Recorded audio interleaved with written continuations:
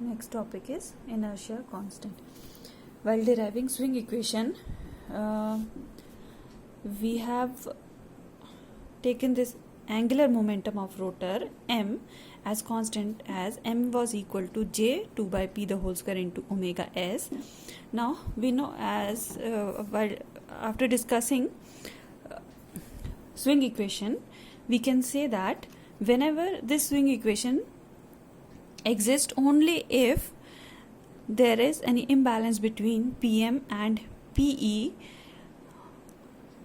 Now if difference between PM and PE exists, this omega s cannot be a constant. If omega s is not a constant, this cannot be angular momentum cannot be taken as constant. So now we have to define, or we have to take another constant, and that constant is inertia, as known as inertia constant, taken as h. As per definition, it is a ratio of stored kinetic energy in megajoule at synchronous speed upon the machine rating in MVA, which we generally take it as G. Now from the dynamics of machine, we know that the kinetic energy of the rotor at synchronous speed is equal to half j omega m the whole square megajoules. Now here again we are converting this mechanical angular velocity into electrical, so this will be 2 upon p into omega s the whole square, or rearranging it as half j 2 by p the whole square into omega s and omega into omega s. Now we know that j 2 by p the whole square into omega s is m, so this expression half m omega s, this represents the kinetic energy in megajoule. Also from the definition of inertia constant h, we can write this kinetic energy, stored kinetic energy, as G into h, or machine rating in MVA into h. Now G into h is equal to half m into omega s, or m rearranging as m is equal to 2gh upon omega s. This is equal to gh, as gh upon omega s is 2 pi omega s. From here 2 will cancel and we'll get remaining term as pi into f, and its unit is megajoule second per electrical radian, or in electrical degree we can write this pi as 180.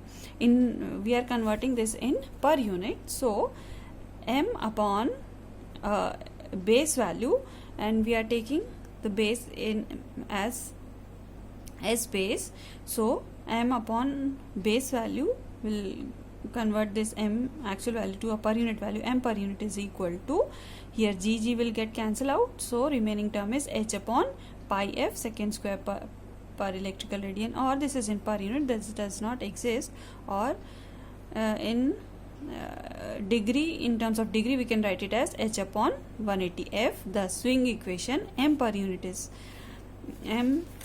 can be written as, so this is our swing equation, which is m d square delta upon dt square is equal to pm minus pe.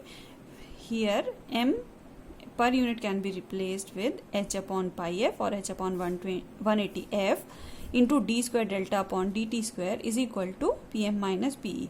Now this equation in per unit terms give us the swing equation.